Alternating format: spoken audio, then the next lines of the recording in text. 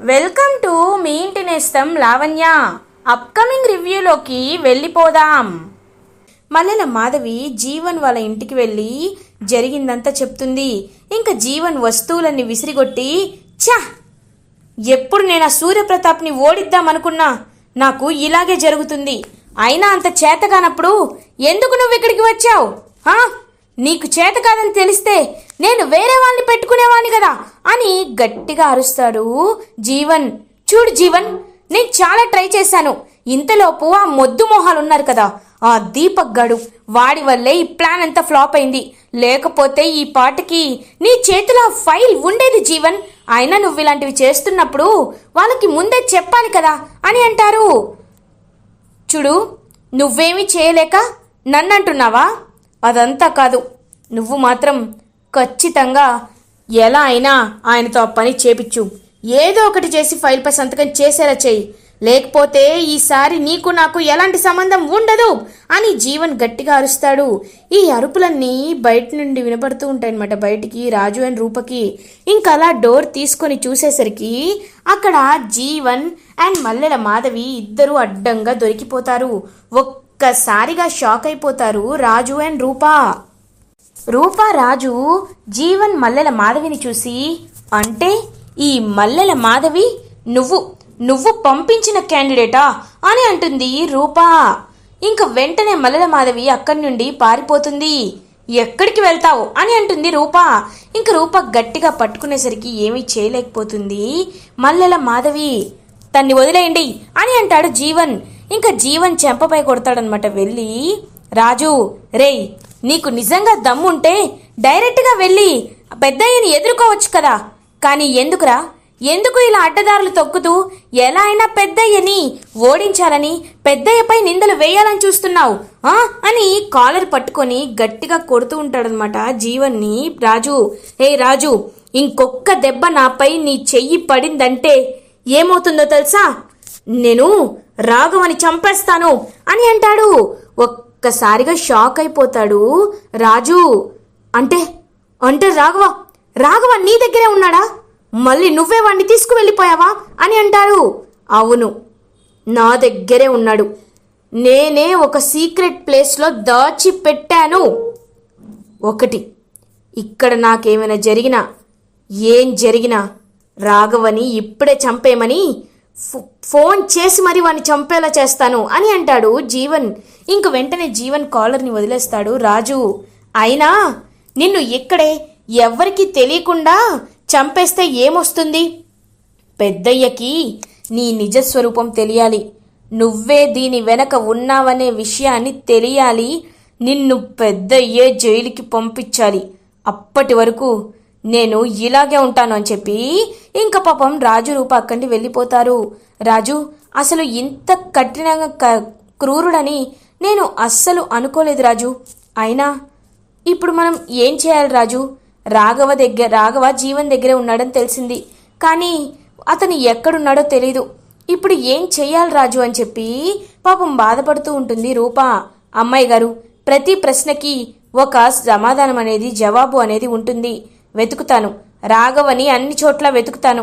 ముందు ఆ మల్లెల మాధవిని ఇంటి నుండి బయటికి పంపించేలా మీరు చూడండి, రాఘవని వెతికి నేను తీసుకువస్తాను అని చెప్పి అక్కడి నుండి వెళ్ళిపోతారు రాజు. ఇది ఇలా ఉండగా రూప ఇంటికి రీచ్ అవుతుంది. మల్లెల మాధవి ఏమీ తెలియనట్టు రూప వైపు చూస్తూ, ఇప్పుడు నువ్వు నన్నేమీ చెయ్యలేవన్నట్టు ఎక్స్ప్రెషన్ పెడుతూ ఉంటుంది. నీ ఆటలు ఇంకా ఎన్ని రోజులు సాగవు, నేనున్నాను కదా, నేను చెప్తాను కదా అని చెప్పి రూప కూడా అలా చూస్తూ ఉంటుందన్నమాట తన వైపు.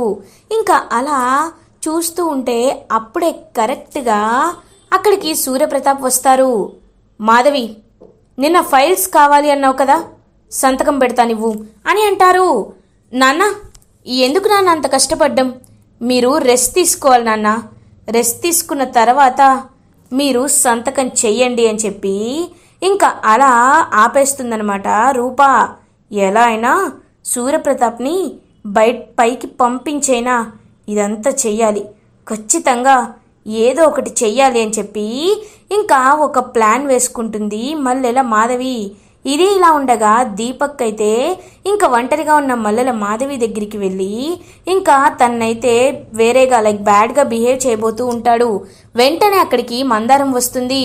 ఇంకా మందారం అలా దీపక్ని చూసి వెంటనే దీపక్ని గట్టిగా లాగి బాగా కొడుతుంది మందారం.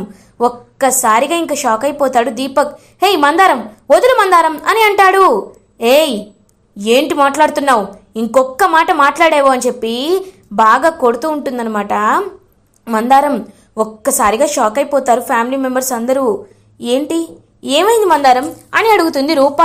ఇదిగో ఈ మాధవితో దీపక్ పిచ్చి వేషాలు వేయబోతున్నాడు, అందుకే రెడ్ హ్యాండెడ్గా పట్టుకొని బయటికి తీసుకువచ్చాను అని చెప్పి చెప్తుందనమాట మందారం.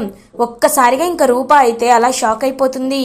నాన్న, ఈ మల్లెల మాధవిని మనం ఇక్కడ ఉండనివ్వడం కరెక్ట్ కాదు నాన్న అని చెప్తుంది. ఇంకా అలా ఆలోచనలో పడతారు సూర్యప్రతాప్. మల్లెల మాధవి అయితే దీపక్ వైపు కోపంగా చూస్తూ దీపక్ చెంపని పగలకొడుతుంది. అయినా నీకు అసలు కొంచెం కూడా బుద్ధుందా? ఏమనుకుంటున్నావు నువ్వు నేనంటే? నేను కేవలం ప్రేమించింది జీవన్ని మాత్రమే అని చెప్పి ఇంకా చెప్తుంది మందారం. కోపంతో రగిలిపోతూ ఉంటాడు దీపక్. ఇది ఇలా ఉండగా మార్నింగ్ అవుతుంది. బంటిని తీసుకొని విరూపాక్షి గుడికి వస్తుంది. అదే గుడికి సూర్యప్రతాప్ కూడా వస్తారు. ఇంకా అలా ప్రజలందరూ సూర్యప్రతాప్ గుడికి వచ్చారని, అయ్యా మీరిచ్చిన మాట నెరవేర్చుకుంటారని మేం బలంగా నమ్ముతున్నామయ్యా. విరూపాక్షమ్మ గారు మీకు తోడుగా ఉన్నంతకాలం ఎవ్వరూ మమ్మల్ని ఆపలేరు. మీరు పేదవాళ్ళ పక్షానే ఉంటారని మాకు తెలుసు అని ఇంక ప్రజలందరూ జై కొడుతూ ఉంటారనమాట. అదంతా చూస్తూ విరూపాక్షి చాలా అంటే చాలా హ్యాపీగా ఫీల్ అవుతుంది. ఇంకప్పుడే బంటి సూర్యప్రతాప్ దగ్గరికి వచ్చి నమస్కారం తాతయ్య అని అంటారు. ఒక్కసారిగా బంటిని చూసి షాక్ అయిపోతారు సూర్యప్రతాప్. ఈ బాబుని ఎప్పుడో చూసినట్టుందే అని అనుకుంటారు.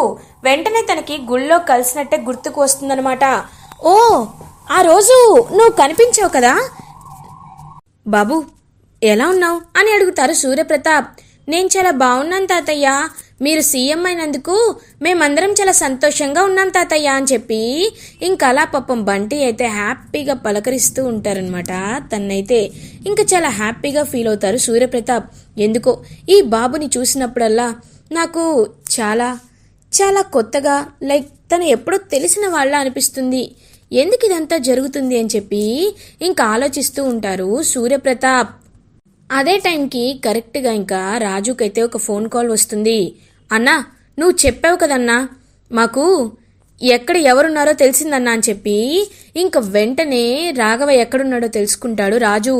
అమ్మాయి గారు, రాఘవ ఎక్కడున్నాడో నాకు తెలిసింది, నేను ఇప్పుడే బయలుదేరుతున్నాను అమ్మాయి గారు అని చెప్పి ఇంకా స్పీడ్గా అయితే రాఘవ ఉన్న ప్లేస్కి బయలుదేరుతాడు రాజు.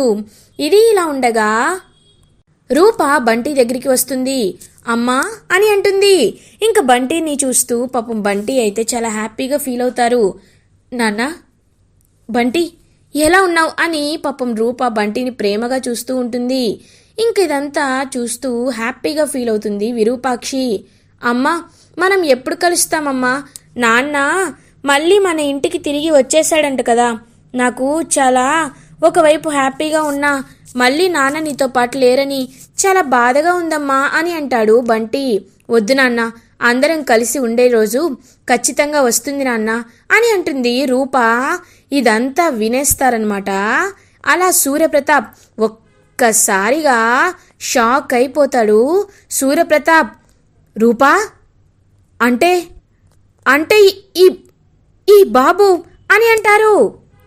అవును నాన్న, తను నా కన్న కొడుకు అని చెప్తుంది. ఒక్కసారిగా బంటి తన సొంత మనవడని రాజు రూపల కొడుకు అని తెలుసుకొని షాక్ అయిపోతారనమాట. అలా ఇంక వెంటనే సూర్యప్రతాప్ ఈ విషయాన్ని నాకు ఎందుకు ఇన్ని రోజులు చెప్పలేదు అని అడుగుతారు.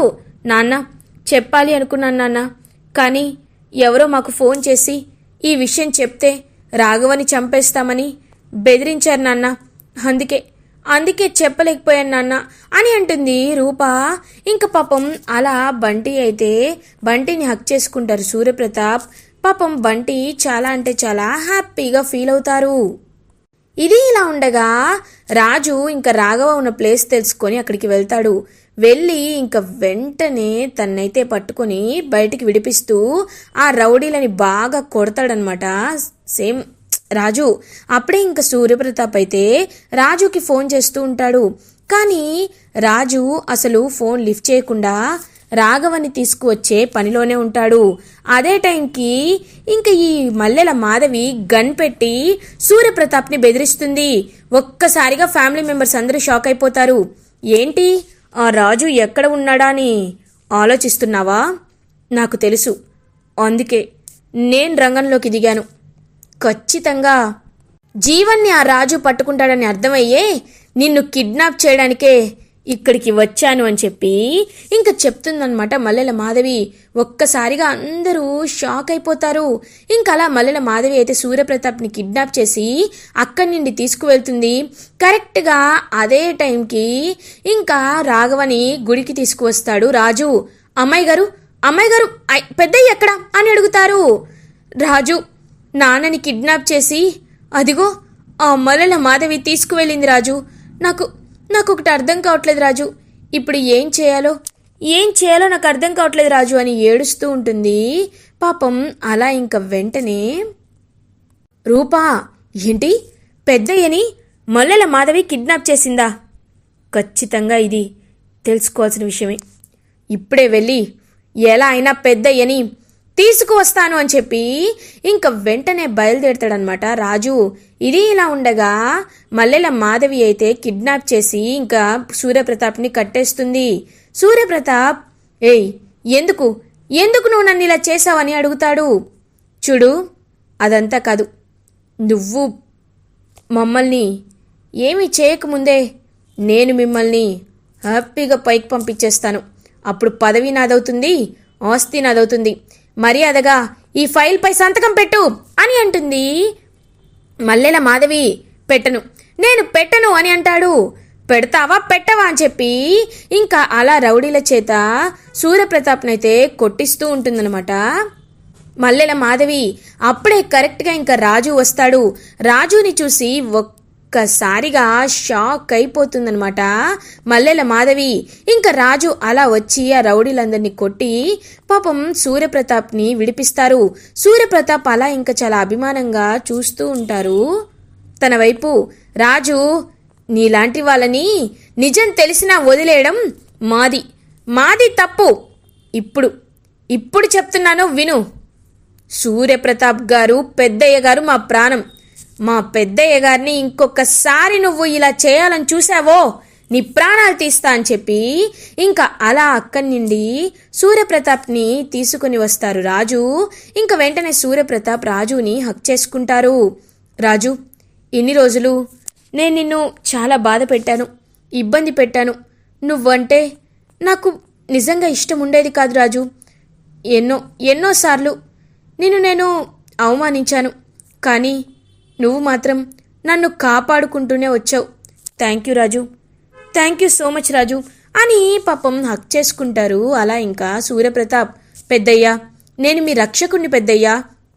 ఎప్పటికీ మీకు నేను అండగా ఒక రక్షగానే ఉంటాను. మీరు నన్ను అప్పుడప్పుడు అపార్థం చేసుకున్నారు, కానీ మీరు నన్ను అభిమానిస్తారని నాకు తెలుసు పెద్దయ్యా అని చెప్పి హ్యాపీగా అలా ఇంకా ఇంటికి తీసుకువెళ్తాడు రాజు. ఇంకా రాఘవ కూడా అక్కడే ఉండడంతో ఒక్కసారిగా ఇంకా రాఘవని చూసి షాక్ అవుతారు ఇతనైతే. ఇంకా వెంటనే సూర్యప్రతాప్కి రాఘవ నిజం చెప్తాడు. రాఘవ విరూపాక్షి గురించి చెప్పిన నిజాన్ని విని సూర్యప్రతాప్ ఒక్కసారిగా షాక్ అయిపోతారు. నేను ఇంతలా తనని అపార్థం చేసుకున్నానా అని ఇంకా పాపం చాలా బాధపడుతూ విరూపాక్షి దగ్గరికి బయలుదేరతారు సూర్యప్రతాప్. ఇదంతా చూస్తూ రూపారాజు చాలా అంటే చాలా హ్యాపీగా ఫీల్ అవుతారు. ఇలా ఎపిసోడ్ ఎండ్ అవుతుంది.